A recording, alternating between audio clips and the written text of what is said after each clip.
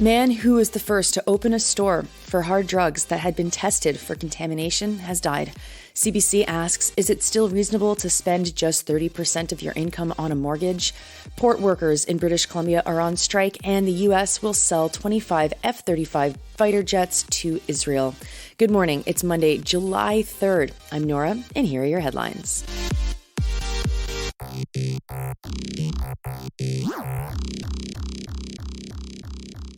First to Vancouver, where Jerry Martin has died. Jerry opened the first store in Canada that openly sold heroin, cocaine, meth, and MDMA, reports Vice's Manisha Krishnan. The drugs that Martin sold were tested to be sure that they weren't contaminated. Martin was 51, and he died of a suspected overdose, his partner said. Here's how Krishna reported on Martin's work. Quote, in May, Martin opened the drugs store, the first brick-and-mortar shop in Canada and the United States openly selling drugs that had been tested to ensure they did not contain fentanyl or other harmful adulterants. He was arrested within 24 hours of opening the store in Vancouver's downtown east side, the epicenter of Canada's overdose crisis. Quote, I am giving them addictive drugs, but I'm giving them safer addictive drugs than you can get on the street, where they might be laced with fentanyl or some other drug, unquote.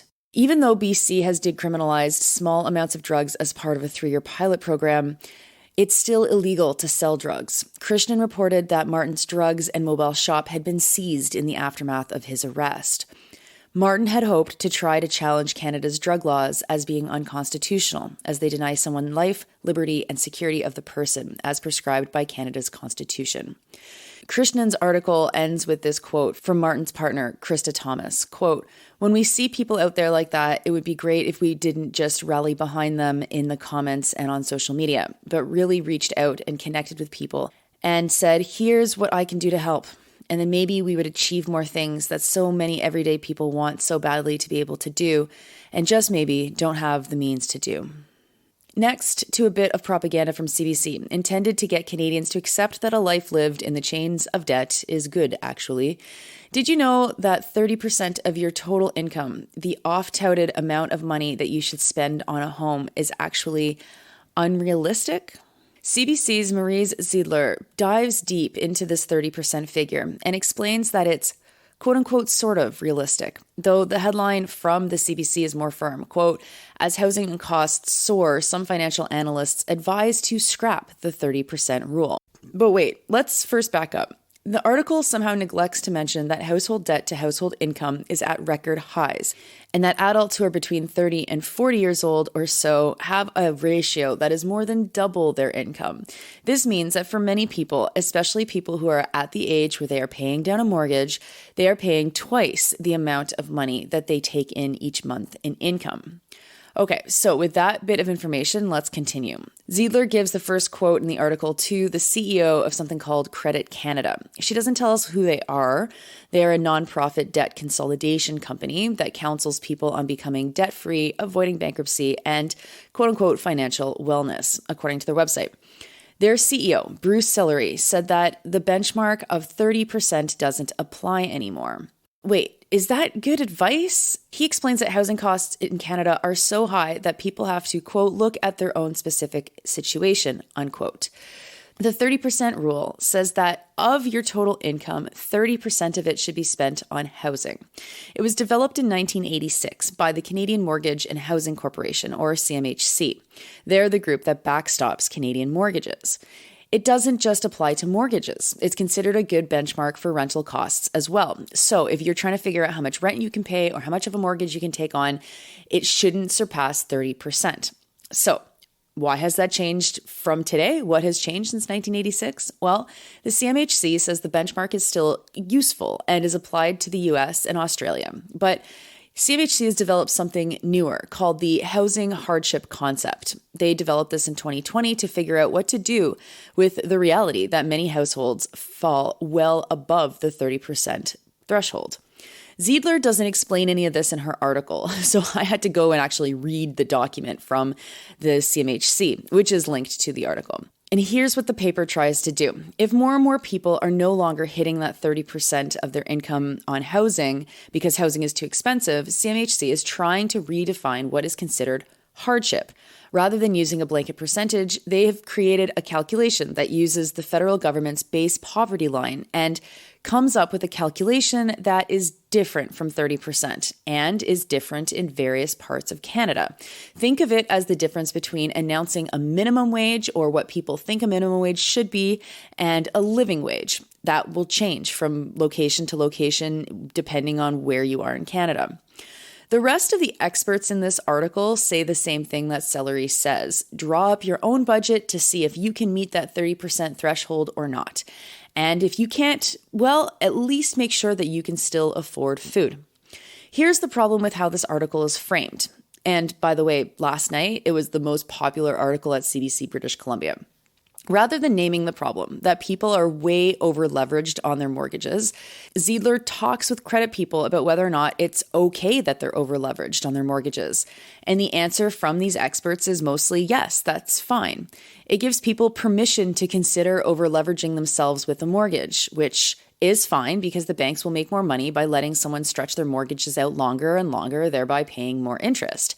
Indeed, that's the other side of this coin, which is also not mentioned in this article. Bank profits are at record highs. Banks have unbelievable profits that wouldn't have been conceivable in 1986. So what has also changed between 1986 and 2023 that has made the 30% rule unnecessary? Well, Zeidler dare not mention this, but it's this. People need to be primed to take on bigger and bigger mortgages, pour more of their incomes into their mortgages, and have the confidence to accept bigger and bigger monthly payments if they expect to have a house. This kind of debt trap is a cancer for a democratic society, but you wouldn't catch that if you read this article in the CBC. Next, to port workers in British Columbia who are officially on strike. 7,400 workers walked off the job on Saturday. Talks have gone through the night but didn't resolve. The article is from the Canadian Press's Daryl Greer. He has quotes from the employer, the BC Maritime Employers Association, but not so much content from the International Longshore and Warehouse Union Canada. For some reason, Greer gives far more airtime to the Canadian Federation of Independent Business than he does to the actual workers. He doesn't attribute the comments to a person from CFIB, just that the CFIB is very concerned because small businesses rely on the ports because they might lose sales. Then Greer quotes Matthew Holmes for the Canadian Chamber of Commerce. Holmes is also concerned. He comes in swinging for Canada's economy, saying that the strike will hurt the economy. It's an annoying article because so far in it, we have no idea what the strike is over and why the workers have walked off the job. Next, Greer talks to a professor who says that the strike shouldn't increase inflation. He talks to a logistics firm that says that they have a contingency plan in place. He talks to a seafood agency. They say that they'd like the strike to resolve, quote, sooner rather than later. I mean, folks, this isn't really journalism. This is just a collection of statements from people who oppose a strike. You have to get pretty close to the bottom, certainly through all of these reactions, before getting to anything that is specifically about this strike. So here's what we know. The strike impacts more than 30 ports. There's a typo in the article right where Greer explains that 99.24% of the union voted in favor of the strike. But okay, fine. I mean, no one has editors anymore.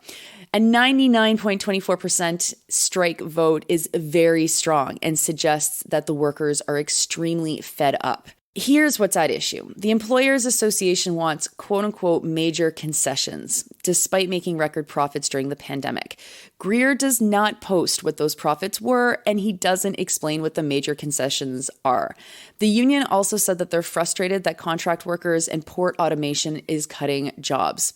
They want workers protected from losing those jobs. And then the article ends with this, quote, the Employers Association represents 49 private sector employers operating in BC ports, and its website says the industry contributes $2.7 billion to Canada's GDP while handling roughly 16% of the country's total traded goods, amounting to $180 billion in 2020, unquote.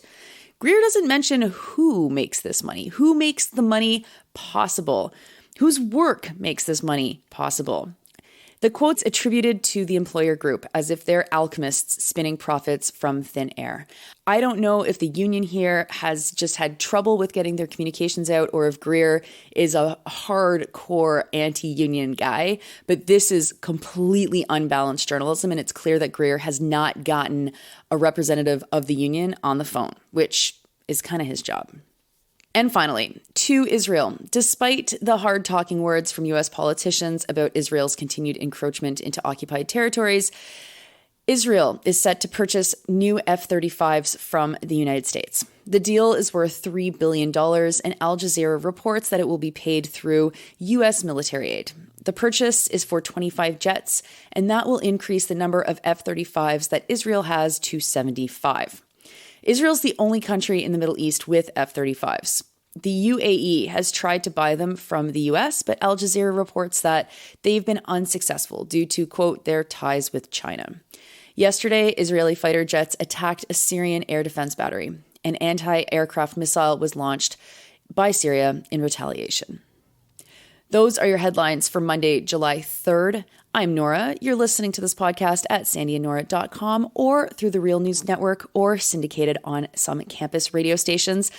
I can't believe it's July already, so I hope that you're having a wonderful start to the summariest of months, and I'll talk to you tomorrow.